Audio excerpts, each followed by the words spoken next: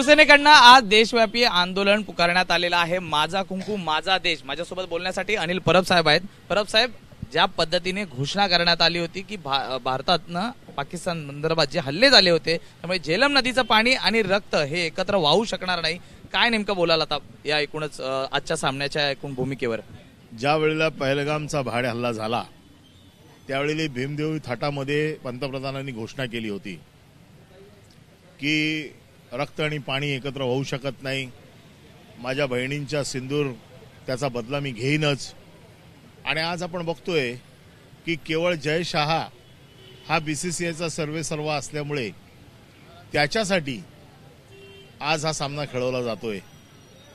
एक सामना जर भारत नसता खेळला तर कमीत कमी भारतीयांमध्ये ज्यांनी याचं बलिदान दिलेलं आहे, जे अहोरात्र सैनिक लढतायत, ज्यांचे शहीद होत आहेत, आज त्यांच्या आत्म्याला शांती लागली असती की किमान आमच्यासाठी कोणतरी उभं आहे, आमच्यासाठी देश उभा आहे।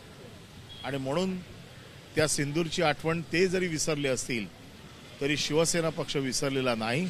शिवसेनेने आज कार्यक्रम आयोजित केलाय की घराघरातनं सिंदूर जमा करायचं आणि ते पंतप्रधानांना पाठवून द्यायचं।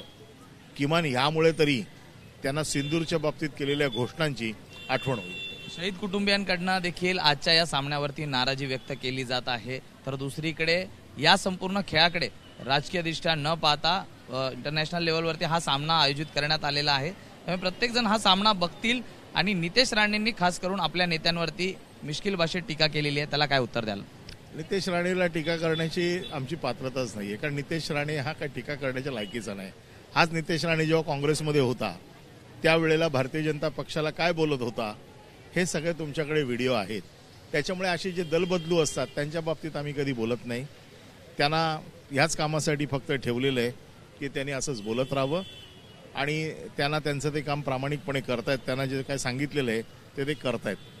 प्रश्न असा आहे की मोदी साहेबांसारखा पंतप्रधान ह्या देशाचा असताना देशाभिमानी पक्ष म्हणून जे स्वतःची ओळख सांगतात ते असे शिपट्या घालतील असं वाटलं नव्हतं।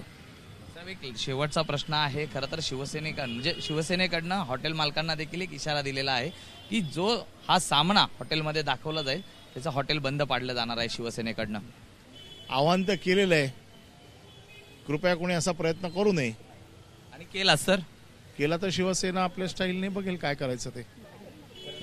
आपण पाहिलं तर या ठिकाणी कुंकू हे मोठ्या प्रमाणात जमा केले जात आहेत आणि दिल्लीतल्या पत्त्यावरती ते पाठवले जाणार आहे। स्वतः या आंदोलनाला या ठिकाणी आपण पाहतोय की हे कुंकू बांगड्या या सर्व जमा करण्यात आलेलं आहे आणि हे सर्व या ठिकाणी दिल्लीतल्या पंतप्रधानांच्या निवासस्थानी या ठिकाणी पाठवलं जाणार असल्याचं सांगितलं जात आहे। याचबरोबर ती आजचा सामना जर का मुंबईत कुठल्या हॉटेलमध्ये दाखवला गेला तर शिवसेना स्टाईलने त्या हॉटेल मालकाला उत्तर दिलं जाणार असल्याची प्रतिक्रिया या ठिकाणी अनिल परब यांनी दिलेली आहे। व्हिडिओ जर्नलिस्ट सचिन शिंदे, मी सूरज सावंत, एबीपी माझा, मुंबई।